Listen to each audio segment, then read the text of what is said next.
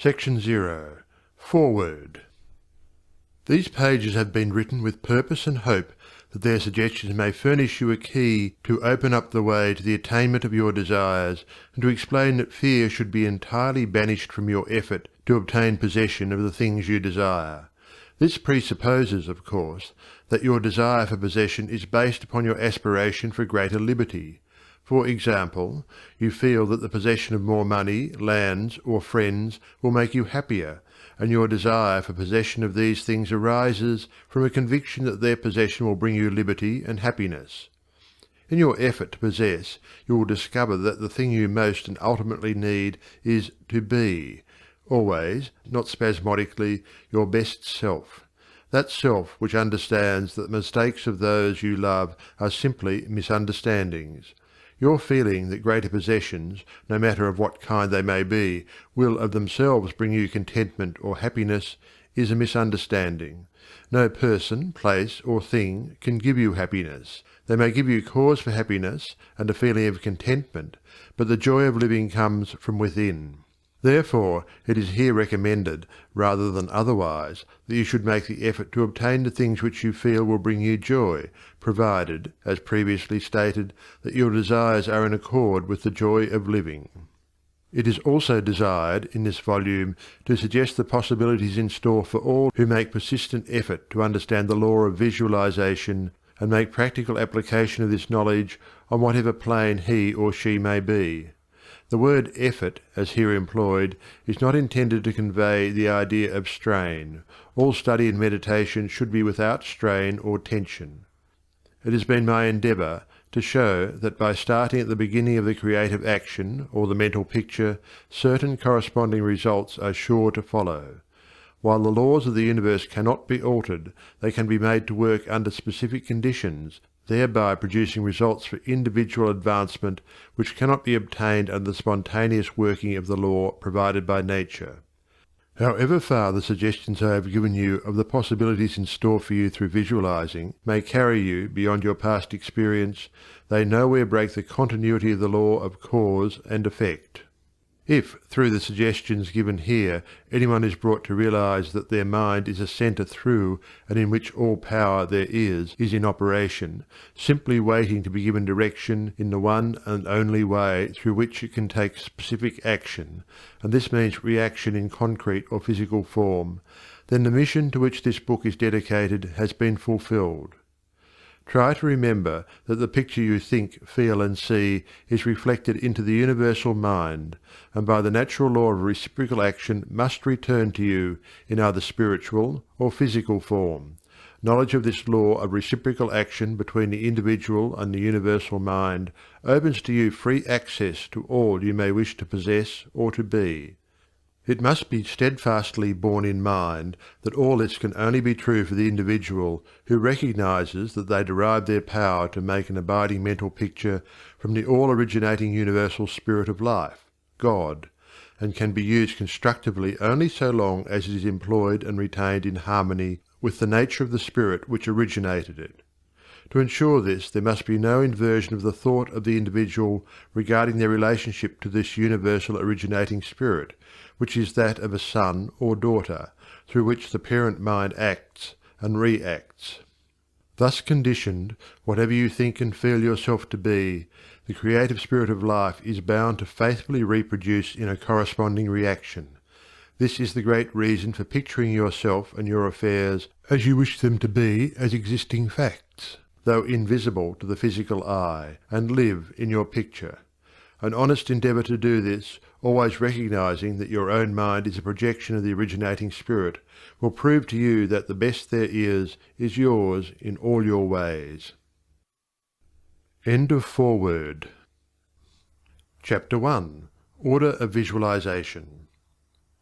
The exercise of the visualizing faculty keeps your mind in order and attracts to you the things you need to make life more enjoyable in an orderly way.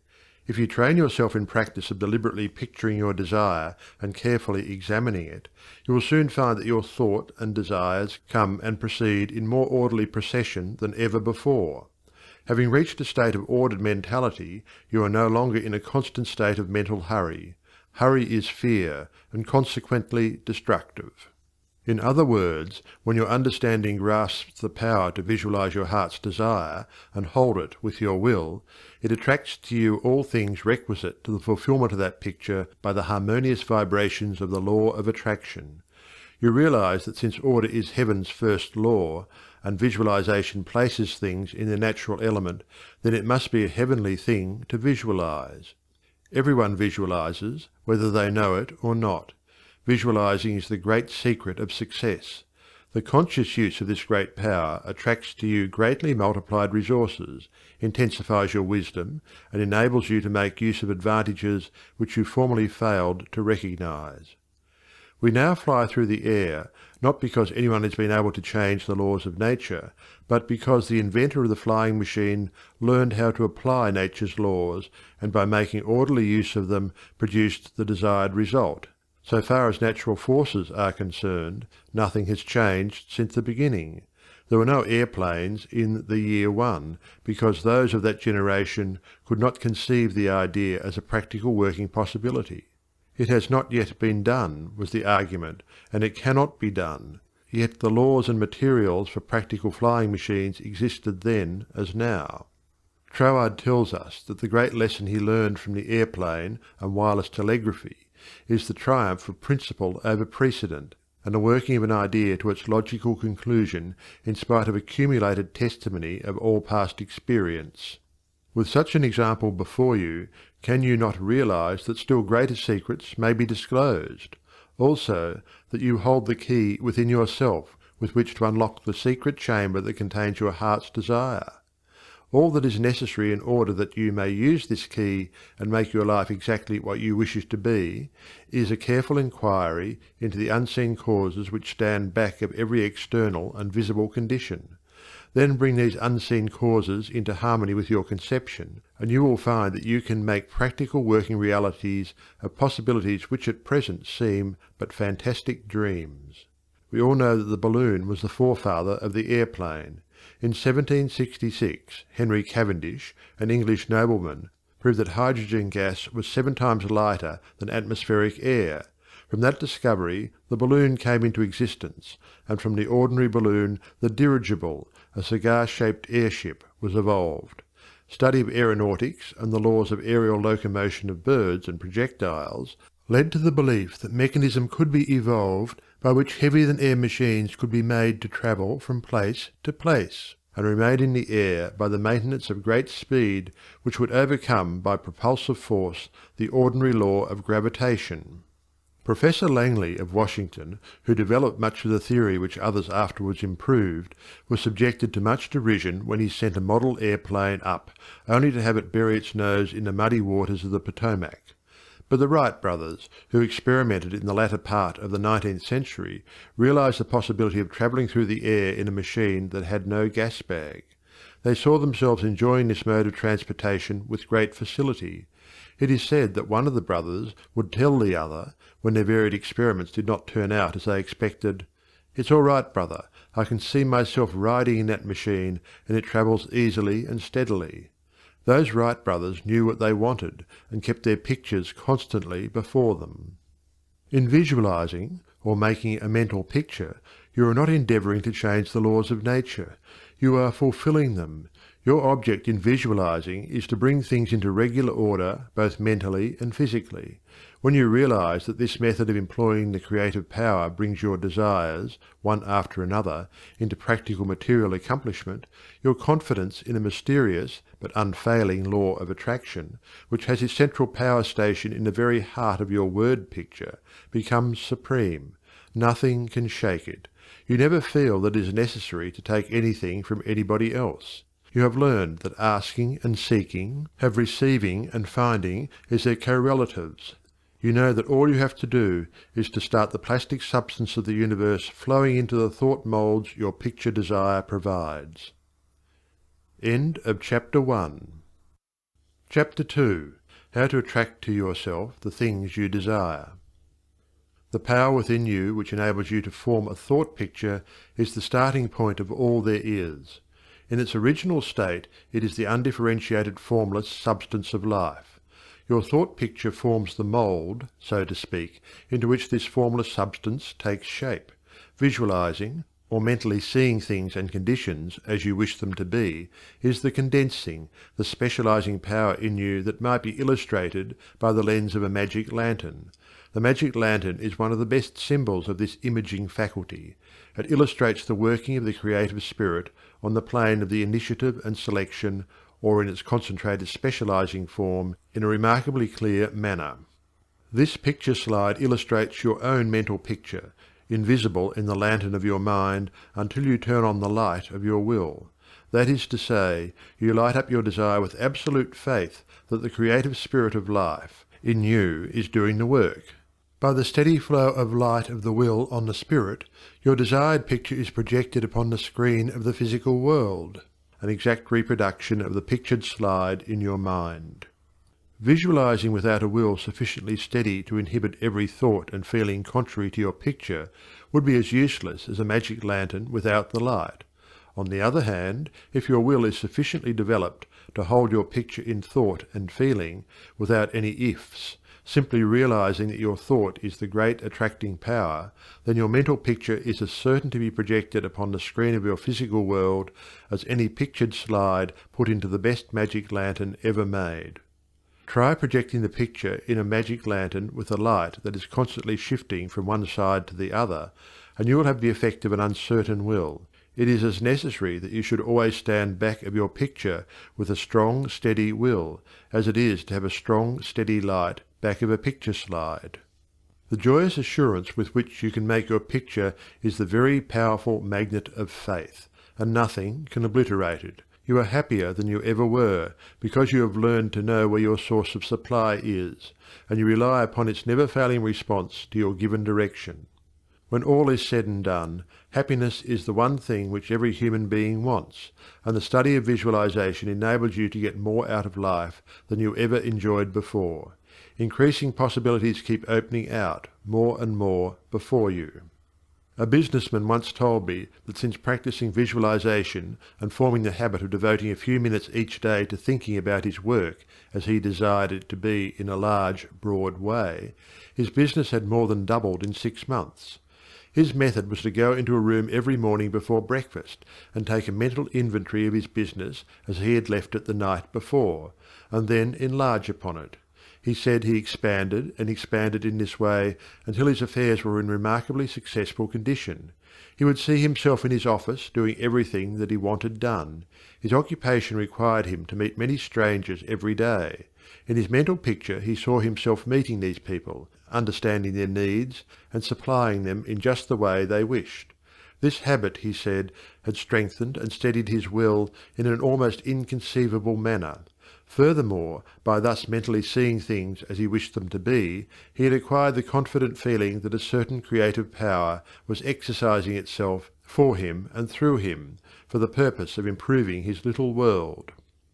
When you first begin to visualize seriously, you may feel, as many others do, that someone else may be forming the same picture you are, and that, naturally, would not suit your purpose. Do not give yourself any unnecessary concern about this. Simply try to realize that your picture is an orderly exercise of the universal creative power specifically applied. Then you may be sure that no one can work in opposition to you. The universal law of harmony prevents this. Endeavour to bear in mind that your mental picture is universal mind exercising its inherent powers of initiative and selection specifically. God, or universal mind, made man for the specific purpose of differentiating himself through him. Everything that is came into existence in this same way, by this self-same law of self-differentiation, and for the same purpose. First the idea, the mental picture, or the prototype of the thing, which is the thing itself, in its incipiency or plastic form. The great architect of the universe contemplated himself as manifesting through his polar opposite, matter, and the idea expanded and projected itself until we have a world, many worlds. Many people ask, but why should we have a physical world at all? The answer is, because it is the nature of originating substance to solidify under directivity rather than activity, just as it is the nature of wax to harden when it becomes cold, or plaster of Paris to become firm and solid when exposed to the air. Your picture in this same divine substance in its fluent state, taking shape through the individualized centre of divine operation, your mind. And there is no power to prevent this combination of spiritual substance from becoming physical form. It is the nature of spirit to complete its work, and an idea is not complete until it has made for itself a vehicle. Nothing can prevent your picture from coming into concrete form except the same power which gave it birth, yourself. Suppose you wish to have a more orderly room. You look about your room, and the idea of order suggests boxes, closets, shelves, hooks, and so forth. The box, the closet, the hooks, all are concrete ideas of order, vehicles through which order and harmony suggest themselves. End of Chapter 2. Chapter 3. Relation between mental and physical form. Some persons feel that it is not quite proper to visualize for things. It's too material, they say. But material form is necessary for the self-recognition of spirit from the individual standpoint, and this is the means through which the creative process is carried forward. Therefore, far from matter being an illusion and something that ought not to be, as some metaphysical teachers have taught, matter is the necessary channel for the self-differentiation of spirit. However, it is not my desire to lead you into lengthy and tiresome scientific reasoning in order to remove the mystery of visualization and to put it upon a logical foundation. Naturally, each individual will do this in his own way. My only wish is to point out to you the smoothest way I know, which is the road on which Troward guides me. I feel sure that you will conclude, as I have, that the only mystery in connection with visualizing is the mystery of life taking form, governed by unchangeable and easily understood laws.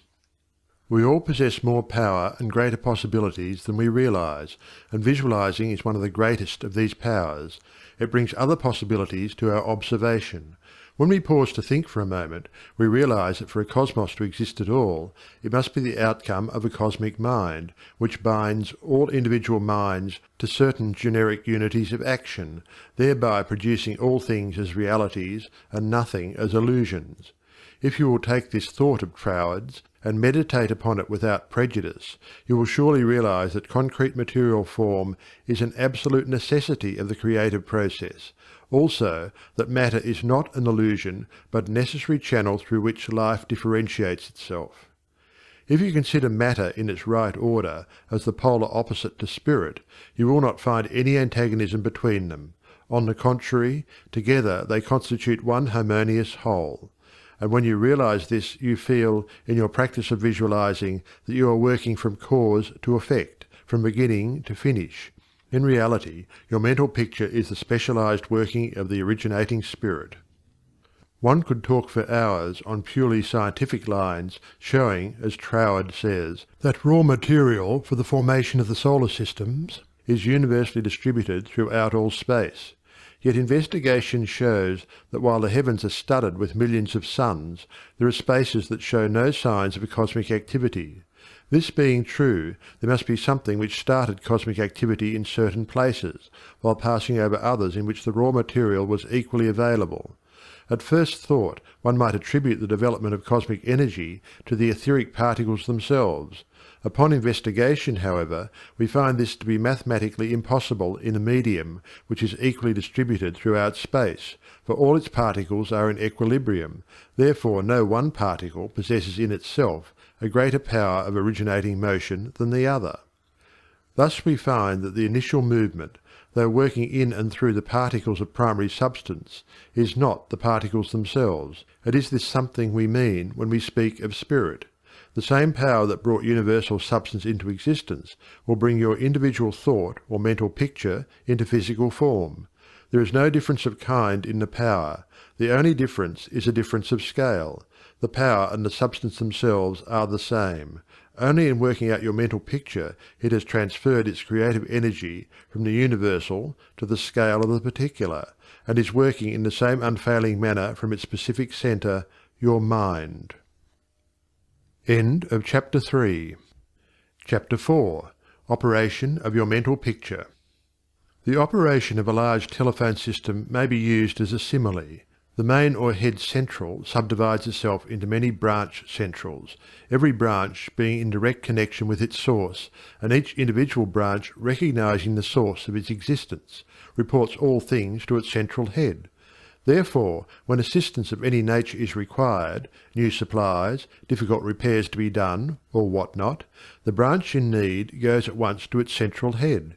It would not think of referring its difficulties, or its successes, to the main central of a telegraph system, although they belong to the same organization. These different branch centrals know that the only remedy for any difficulty must come from the central out of which they were projected. If we, as individual branches of the universal mind, would refer our difficulties in the same confident manner to the source from which we were projected, and use the remedies that it has provided, we would realize what Jesus meant when he said, "Ask, and ye shall receive." Our every requirement would be met. Surely the Father must supply the child. The trunk of the tree cannot fail to provide for its branches. Everything animate or inanimate is called into existence or outstandingness by a power which itself does not stand out. The power that creates the mental picture, the originating spirit substance of your pictured desire, does not stand out. It projects the substance of itself, that is, a solidified counterpart of itself, while it remains invisible to the physical eye. Only those will ever appreciate the value of visualizing who are able to realize Paul's meaning when he said, "The worlds were formed by the word of God. Things which are seen are not made of things which do appear." There is nothing unusual or mysterious in the idea of your pictured desire coming into material evidence. It is the working of a universal natural law.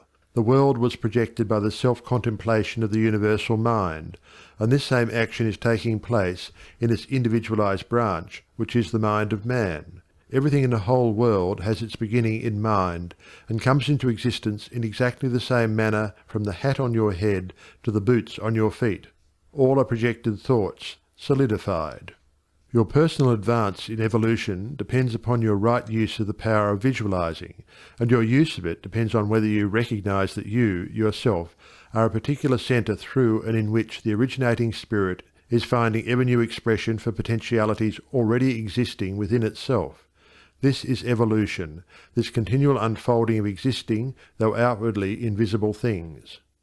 Your mental picture is the force of attraction that evolves and combines the originating substance into specific shape. Your picture is the combining and evolving powerhouse, so to speak, through which the originating creative spirit expressed itself. Its creative action is limitless, without beginning and without end, and always progressive and orderly. It proceeds stage by stage, each stage being necessary preparation for the one to follow. Now let us see if we can get an idea of the different stages by which the things in the world have come to be. Troward says, if we can get at the working principle which is producing these results, we can very quickly and easily give it personal application. First, we find that the thought of originating life, or spirit, about itself, is its simple awareness of its own being, and this produced a primary ether, a universal substance out of which everything in the world must grow. Troward also tells us that though this awareness of being is a necessary foundation for any further possibilities, it is not much to talk about. It is the same with individualized spirit, which is yourself. Before you would entertain the idea of making a mental picture of your desire as being at all practical, you must have some idea of your being, of your I am, and just as soon as you are conscious of your I amness, you begin to wish to enjoy the freedom which this consciousness suggests. You want to do more and be more, and as you fulfill this desire within yourself, localized spirit begins conscious activities in you. The thing you are most concerned with is the specific action of the creative spirit of life, universal mind specialized. The localized God germ in you is your personality, your individuality, and since the joy of absolute freedom is the inherent nature of this God germ, it is natural that it should endeavour to enjoy itself through its specific centre. And as you grow in the comprehension that your being, your individuality, is God particularizing himself, you naturally develop divine tendencies. You want to enjoy life and liberty, you want freedom in your affairs as well as in your consciousness, and it is natural that you should. Always with this progressive wish there is a faint thought picture. As your wish and your recognition grow into an intense desire, this desire becomes a clear mental picture. For example, a young lady studying music wishes she had a piano in order to practice at home. She wants the piano so much that she can mentally see it in one of the rooms. She holds the picture of the piano and indulges in a mental reflection of the pleasure and advantage it will be to have the piano in the corner of the living room. One day she finds it there just as she had pictured it. As you grow in understanding as to who you are, where you came from, and what the purpose of your being is, how you are to fulfill the purpose for which you are intended, you will more and more afford a centre through which the creative spirit of life can enjoy itself. And you will realize that there can be but one creative process filling all space, which is the same in its potentiality, whether universal or individual. Furthermore, all that there is, whether on the plane of the visible or invisible, had its origin in the localized action of thought or a mental picture, and this includes yourself, because you are universal spirit localized, and the same creative action is taking place through you. Now you are no doubt asking yourself why there is so much sickness and misery in the world. If the same power and intelligence which brought the world into existence is in operation in the mind of man, why does it not manifest itself as strength, joy, health, and plenty? If one can have one's desires fulfilled by simply making a mental picture of that desire, holding on to it with the will, and doing without anxiety on the outward plane whatever seems necessary to bring the desire into fulfillment, then there seems no reason for the existence of sickness and poverty. Surely no one desires either. The first reason is that few persons will take the trouble to inquire into the working principle of the laws of life. If they did, they would soon convince themselves that there is no necessity for the sickness and poverty that we see about us. They would realize that visualizing is a principle and not a fallacy. There are a few who have found it worthwhile to study this simple, though absolutely unfailing law that will deliver them from bondage. However, the race as a whole is not willing to give the time required for this study. It is either too simple or too difficult. They may make a picture of their desire, with some little understanding of visualizing, for a day or two, but more frequently it is for an hour or two. But if you will insist upon mentally seeing yourself surrounded by things and conditions as you wish them to be, you will understand that the creative energy sends its plastic substance in the direction indicated by the tendency of your thoughts. Herein lies the advantage of holding your thought in the form of a mental picture. The more enthusiasm and faith you are able to put into your picture, the more quickly it will come into visible form, and your enthusiasm is increased by keeping your desire secret. The moment you speak it to any living soul, that moment your power is weakened. Your power, your magnet of attraction is not so strong, and consequently cannot reach so far. The more perfectly a secret between your mind and outer self is guarded, the more vitality you give your power of attraction. One tells one's troubles to weaken them, to get them off one's mind, and when a thought is given out, its power is dissipated. Talk it over with yourself, and even write it down and at once destroy the paper. However, this does not mean that you should strenuously endeavour to compel the power to work out your picture on the special lines that you think it should.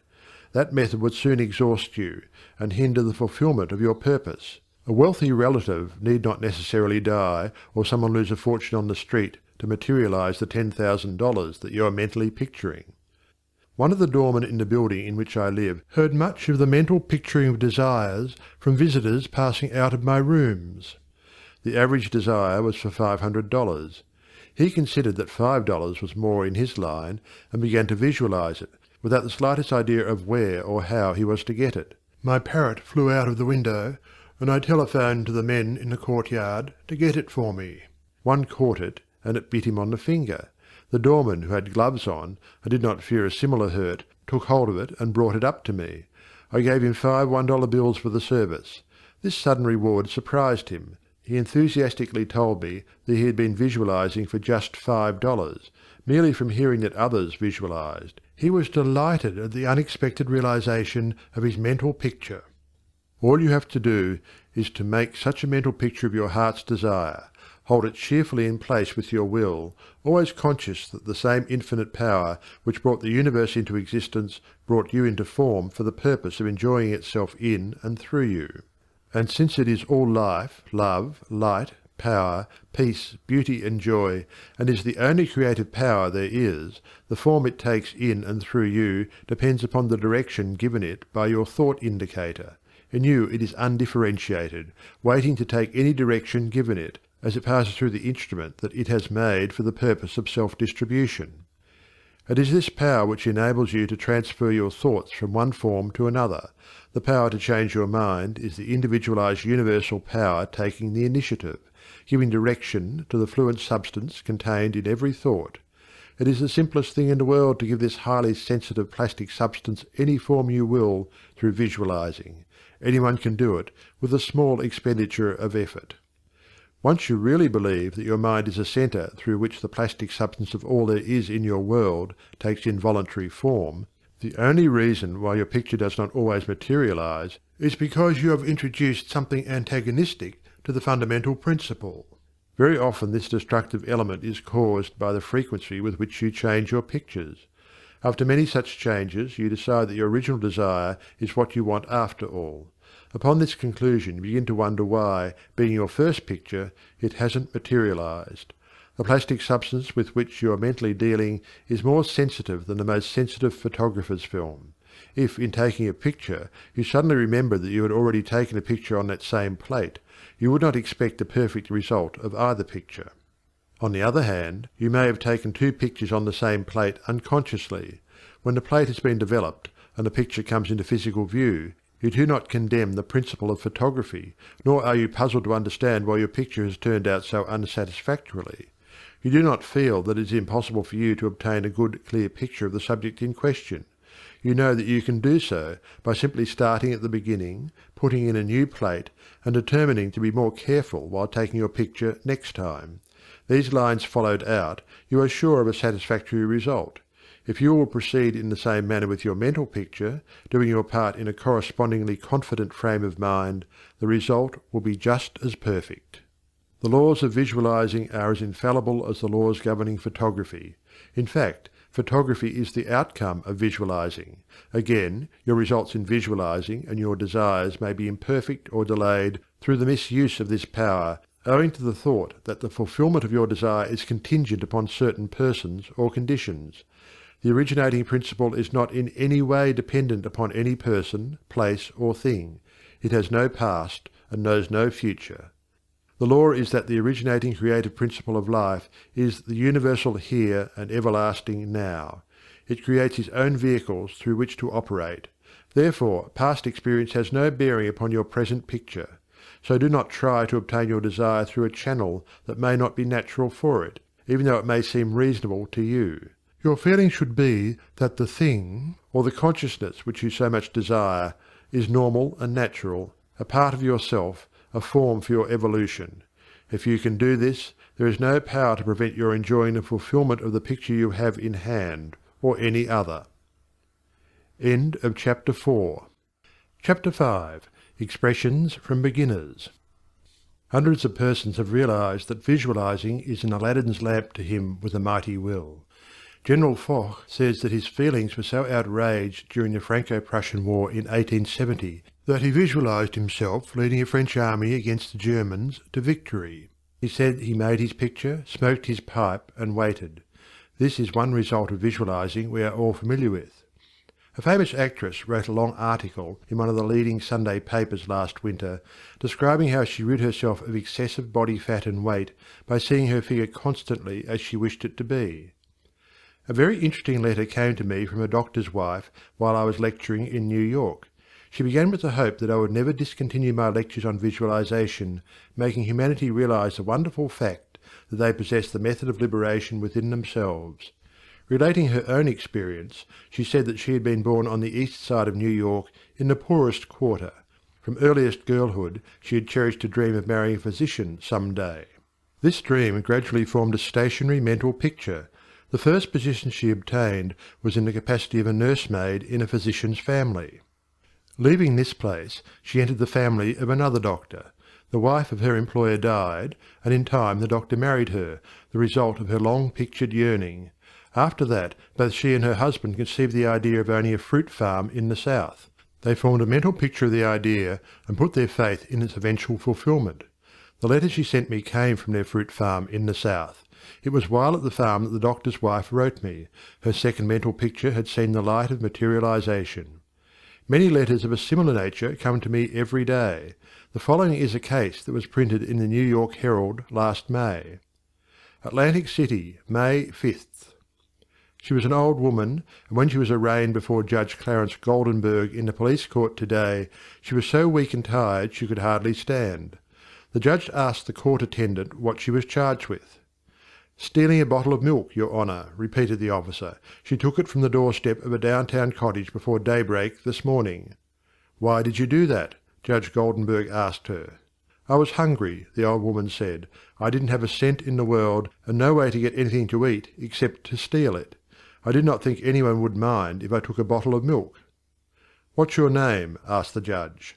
"Weinberg," said the old woman. "Elizabeth Weinberg." Judge Goldenberg asked her a few questions about herself.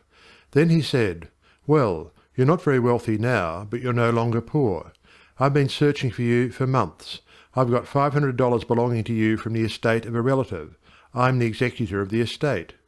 Judge Goldenberg paid the woman's fine out of his own pocket, and then escorted her into his office, where he turned the legacy over to her and sent a policeman out to find her a lodging place. I learned later that this little woman had been desiring and mentally picturing $500, while all the time ignorant of how it could possibly come to her, but she kept her vision and strengthened it with her faith. In a recent edition of Good Housekeeping there was an article by Addington Bruce entitled "Stiffening Your Mental Backbone." It is very instructive and would benefit anyone to read it. He says, in part, "Form the habit of devoting a few moments every day to thinking about your work in a large, broad, imaginative way, as a vital necessity to yourself and a useful service to society." Huntington, the great railway magnate, before he started building his road from coast to coast, said that he took hundreds of trips all along the line before there was a rail laid. It was said that he would sit for hours with a map of the United States before him and mentally travel from coast to coast, just as we do now over his fulfilled mental picture. It would be possible to call your attention to hundreds of similar cases. The best method of picturing to yourself that which you may desire is both simple and enjoyable, if you once understand the principle back of it well enough to believe it. First, and above everything else, be sure of what it is you really want. Then specialize your desire along these lines. End of Chapter 5. Chapter 6. Suggestions for making your mental picture. Perhaps you want to feel that you've lived to some purpose. You want to be content and happy, and feel that with good health and with successful business you could enjoy this state of mind. After you have decided once and for all that this is what you want, you proceed to picture yourself healthy, and your business just as great a success as you can naturally conceive it growing into. The best time for making your definite picture is just before breakfast and before retiring at night. As it is necessary to give yourself plenty of time, it may be necessary to rise earlier than is your usual habit. Go into a room where you will not be disturbed. Meditate for a few moments upon the practical working of the law of visualizing, and ask yourself, how did the things about me first come into existence? How may I find it helpful to get more quickly in touch with the invisible supply? Someone felt that comfort would be better expressed and experienced by sitting on a chair than on the floor. The very beginning of the meditation, the chair, was the desire to be at ease. With this came the picture of some sort of a chair. The same principle applies to the hat and the clothes that you wear. Go carefully into this thought of the principle back of the thing. Establish it as a personal experience. Make it a fact to your consciousness. If you are thorough in this, you will find yourself in the deep consciousness beneath the surface of your own thought power. Then open a window, take about 10 deep breaths, and during the time draw a large imaginary circle of light around you. As you inhale, keeping yourself in the centre of this circle of light, see great rays of light coming from the circle and entering your body at all points, centralizing itself at your solar plexus. Hold the breath a few moments at this central light of your body, the solar plexus, then slowly exhale. As you do this, mentally see imaginary rays or sprays of light going up through the body and down and out through the feet. Mentally spray your entire body with this imaginary light. When you have finished the breathing exercise, sit in a comfortable upright chair and mentally know that there is but one life, one substance, and this life substance of the universe is finding pleasure in self-recognition in you. Repeat some affirmation of this kind until you feel the truth and reality of the words that you are affirming. Then begin your picture. Whether your desire is for a state of consciousness or a possession, large or small, begin at the beginning. If you want a house, begin by seeing yourself in the kind of house you desire. Go all through it, taking careful note of the rooms, where the windows are situated, and such other details as help you to feel the reality of your concept. You might change some of the furniture and look into some of the mirrors, just to see how healthy, wealthy, and happy you look. Go over your picture again and again until you feel the reality of it. Then write it all down just as you have seen it, with the feeling that the best there is mine. There is no limit to me, because my mind is the centre of divine operation, and your picture is as certain to come true in your physical world as the sun is to shine. End of Chapter 6. Chapter 7. Things to remember in using your thought power for the production of new conditions. 1. Be sure to know what conditions you wish to produce, then weigh carefully to what further results the accomplishment of your desire will lead. 2. By letting your thought dwell upon a mental picture, you are concentrating the creative spirit to this centre, where all its forces are equally balanced. 3. Visualizing brings your objective mind into a state of equilibrium, which enables you to consciously direct the flow of spirit to a definitely recognized purpose, and to carefully guide your thought from including a flow in the opposite direction. 4. You must always bear in mind that you are dealing with a wonderful potential energy, which is not yet differentiated into any particular mould, and that, by the action of your mind, you can differentiate it into any specific mould that you will. Your picture assists you to keep your mind fixed on the fact that the inflow of this creative energy is taking place. Also, by your mental picture, you are determining the direction you wish the sensitive creative power to take, and by doing this, the externalization of your picture is a certainty. 5. Remember, when you are visualizing properly, that there is no strenuous effort on your thoughts to hold your thought forms in place. Strenuous effort defeats your purpose and suggests the consciousness of an adverse force to be fought against, and this creates conditions adverse to your picture. 6. By holding your picture in a cheerful frame of mind, you shut out all thoughts that would disperse the spiritual nucleus of your picture. Because the law is creative in its action, your pictured desire is certain of accomplishment.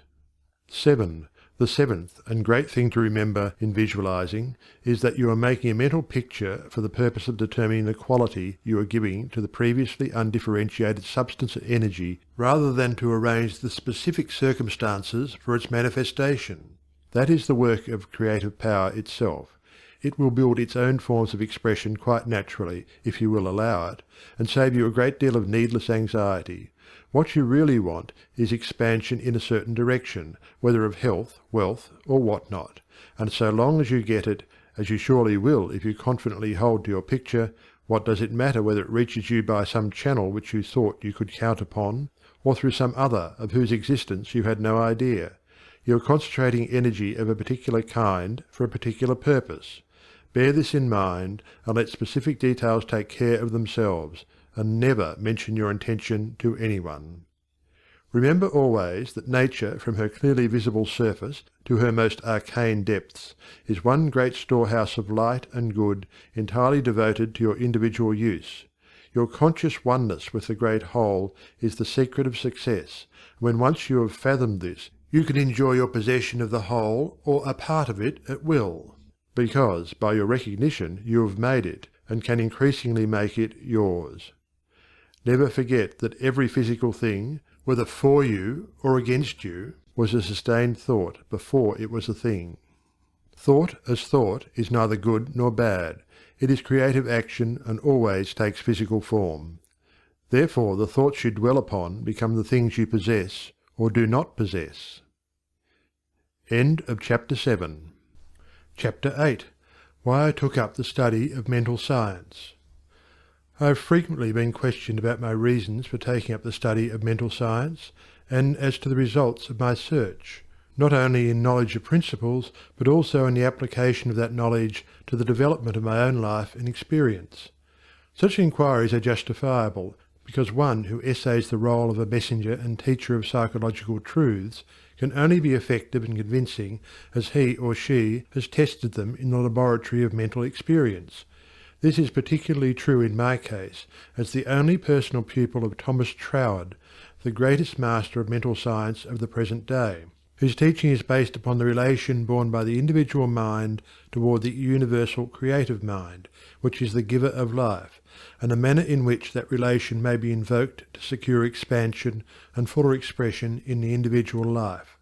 The initial impulse toward the study of mental science was an overwhelming sense of loneliness. In every life there must come some such experiences of spiritual isolations as, at that period, pervaded my life. Notwithstanding the fact that each day found me in the midst of friends, surrounded by mirth and gaiety, there was a persistent feeling that I was alone in the world. I had been a widow for about 3 years, wandering from country to country, seeking for peace of mind. The circumstances and surroundings of my life were such that my friends looked upon me as an unusually fortunate young woman. Although they recognized that I had sustained a great loss when my husband died, they knew that he had left me well provided for, free to go anywhere at pleasure, and having many friends. Yet if my friends could have penetrated my inmost emotions, they would have found a deep sense of emptiness and isolation. This feeling inspired a spirit of unrest that drove me on and on in fruitless search upon the outside for that which I later learned could only be obtained from within. I studied Christian Science, but it gave me no solace, though fully realizing the great work the scientists were doing, and even having the pleasure and privilege of meeting Mrs. Eddy personally. But it was impossible for me to accept the fundamental teachings of Christian Science and make practical application of it. When about to abandon the search for contentment and resign myself to resume a life of apparent amusement, a friend invited me to visit the great seer and teacher Abdu'l-Baha. After my interview with this most wonderful of men, my search for contentment began to take a change. He had told me that I would travel the world over seeking the truth, and when I had found it, would speak it out. The fulfilment of the statement of this great seer then seemed to be impossible. But it carried a measure of encouragement, and at least indicated that my former seeking had been in the wrong direction. I began, in a feeble and groping way, to find contentment within myself, for had he not intimated that I should find the truth? This was the big thing, and about the only thing I remember of our interview. A few days later, upon visiting the office of a New Thought practitioner, my attention was attracted to a book on his table entitled The Edinburgh Lectures on Mental Science by Thomas Troward. It interested me to see that Troward was a retired divisional judge from the Punjab, India. I purchased the book, thinking I would read it through that evening. Many have endeavoured to do the same thing, only to find, as I did, that the book must be studied in order to be understood, and hundreds have decided, just as I did, to give it their undivided attention. After finding this treasure book, I went to the country for a few days, and while there studied the volume as thoroughly as I could. It seemed extremely difficult, and I decided to purchase another book of Troward's, in the hope that its study might not require so much of an effort. Upon inquiry I was told that a subsequent volume, The Door Lectures, was much the simpler and better of the two books. When I procured it, I found that it also must be studied. It took me weeks and months to get even a vague conception of the meaning of the first chapter of Door, which is entitled Entering into the Spirit of It. I mean by this that it took me months to enter into the spirit of what I was reading. But in the meantime a paragraph from page 26 arrested my attention as seeming the greatest thing I had ever read. I memorized it and endeavoured with all my soul to enter into the spirit of Troward's words. The paragraph reads, "My mind is a centre of divine operation. The divine operation is always for expansion and fuller expression, and this means the production of something beyond what has gone before, something entirely new, not included in the past experience, though proceeding out of it by an orderly sequence of growth. Therefore, since the divine cannot change its inherent nature, it must operate in the same manner with me. Consequently, in my own special world of which I am the centre, it will move forward to produce new conditions, always in advance of any that have gone before." It took an effort on my part to memorize this paragraph, but in the endeavour towards this end, the words seemed to carry with them a certain stimulus. Each repetition of the paragraph made it easier for me to enter into the spirit of it. The words expressed exactly what I had been seeking for. My one desire was for peace of mind. I found it comforting to believe that the divine operation in me could expand to fuller expression and produce more and more contentment. In fact, a peace of mind and a degree of contentment greater than I had ever known. The paragraph further inspired me with deep interest to feel that the life spark in me could bring into my life something entirely new. I did not wish to obliterate my past experience, but that was exactly what Troward said it would not do. The divine operation would not exclude my past experience, but proceeding out of them would bring some new thing that would transcend anything that I had ever experienced before. Meditation on these statements brought with it a certain joyous feeling. What a wonderful thing it would be if I could accept and sincerely believe, beyond all doubt, that this one statement of Troward's was true. Surely the divine could not change its inherent nature, and since divine life is operating in me, I must be divinely inhabited, and the divine in me must operate just as it operates upon the universal plane. This meant that my whole world of circumstances, friends and conditions would ultimately become a world of contentment and enjoyment of which I am the centre. This would all happen just as soon as I was able to control my mind, and thereby provide a concrete centre around which the divine energies could play. Surely it was worth trying for. If Troward had found this truth, why not I? This idea held me to my task.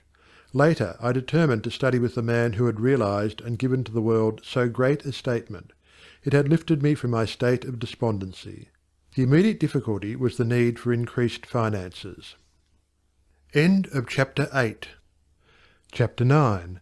How I attracted to myself $20,000. In the laboratory of experience in which my newly revealed relation to divine operation was to be tested, the first problem was a financial one. My income was a stipulated one, quite enough for my everyday needs. But it did not seem sufficient to enable me to go comfortably to England where Troward lived, and remain for an indefinite period to study with so great a teacher as he must be. So before inquiring whether Troward took pupils, or whether I would be eligible in case he did, I began to use the paragraph I had memorized. Daily, in fact almost hourly, the words were in my mind. My mind is a centre of divine operation, and divine operation means expansion into something better than has gone before. From the Edinburgh lectures I had read something about the law of attraction, and from the chapter of Causes and Conditions I had gleaned a vague idea of visualizing. So every night, before going to sleep, I made a mental picture of the desired $20,000. 20 $1,000 bills were counted over each night in my bedroom, and then, with the idea of more emphatically impressing my mind with the fact that this $20,000 was for the purpose of going to England and studying with Troward, I wrote out my picture, saw myself buying my steamer ticket, walking up and down the ship's deck from New York to London, and finally saw myself accepted as Troward's pupil.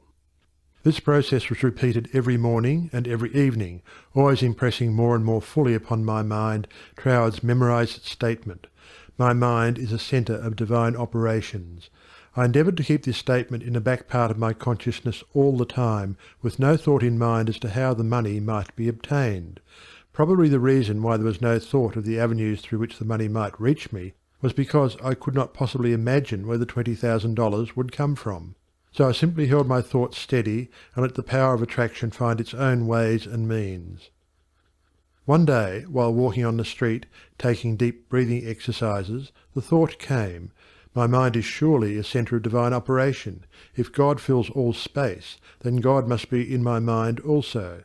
If I want this money to study with Troward, that I may know the truth of life, then both the money and the truth must be mine, though I am unable to feel or see the physical manifestation of either. Still, I declared, it must be mine." While these reflections were going on in my mind, there seemed to come up from within me the thought, "I am all the substance there is." Then from another channel in my brain the answer seemed to come. Of course, that's it. Everything must have its beginning in mind. The I, the idea, must be the only one and primary substance there is, and this means money as well as everything else. My mind accepted this idea, and immediately all the tension of mind and body was relaxed. There was a feeling of absolute certainty of being in touch with all the power life has to give. All thought of money, teacher, or even my own personality vanished in the great wave of joy which swept over my entire being. I walked on with this feeling of joy steadily increasing and expanding until everything about me seemed to glow with resplendent light. Every person I passed was illuminated as I was. All consciousness of personality had disappeared, and in its place there came that great and almost overwhelming sense of joy and contentment. That night, when I made my picture of the $20,000, it was with an entirely changed aspect. On previous occasions, when making my mental picture, I had felt that I was waking up something within myself. This time there was no sensation of effort. I simply counted over the $20,000. Then, in the most unexpected manner, from a source of which I had no consciousness at the time, there seemed to open a possible avenue through which the money might reach me. At first it took great effort not to be excited. It all seemed so wonderful, so glorious to be in touch with supply. But had not Troward cautioned his readers to keep all excitement out of their minds in the first flush of realization of union with infinite supply, and to treat this fact as a perfectly natural result that had been reached through our demand? This was even more difficult for me than it was to hold the thought that all the substance there is I am, idea, am the beginning of all form, visible or invisible. Just as soon as there appeared a circumstance which indicated the direction through which the $20,000 might come, I not only made a supreme effort to regard the indicated direction calmly as the first sprout of the seed I had sown in the Absolute, but left no stone unturned to follow up that direction by fulfilling my part. By so doing, one circumstance seemed naturally to lead to another, until, step by step, my desired $20,000 was secured.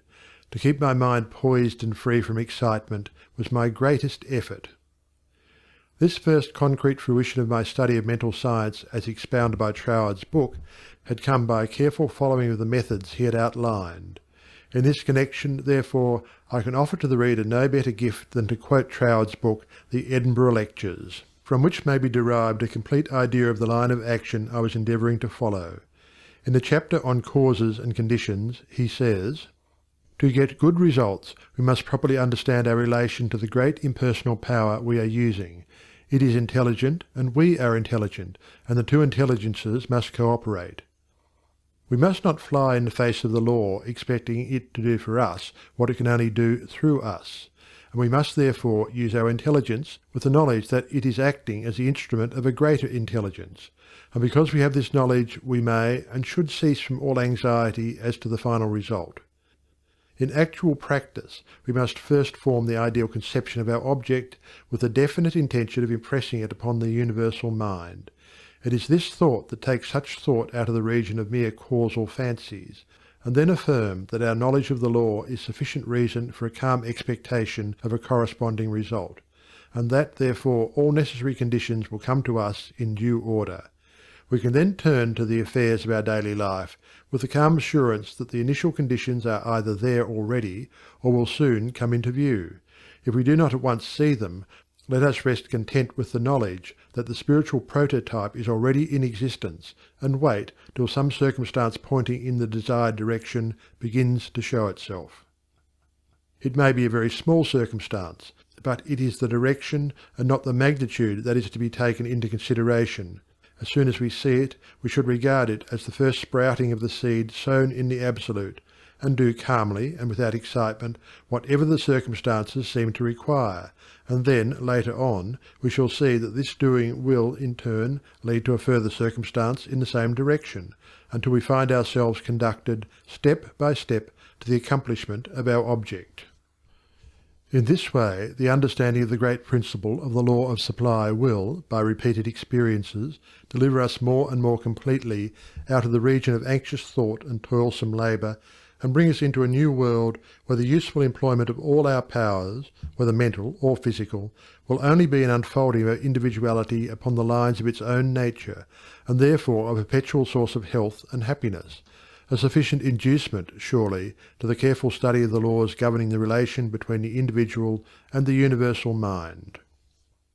To my mind, then as now, this quotation outlines the core and centre of the method and manner of approach necessary for coming in touch with infinite supply. At least it, together with the previously quoted statement, "My mind is a centre of divine operation," etc., constituted the only apparent means of attracting to myself the $20,000. My constant endeavour to get into the spirit of these statements and to attract to myself this needed sum was about 6 weeks, at the end of which time I had in my bank the required $20,000. This could be made into a long story, giving all the details, but the facts, as already narrated, will give you a definite idea of the magnetic condition of my mind while the $20,000 was finding its way to me. End of chapter 9.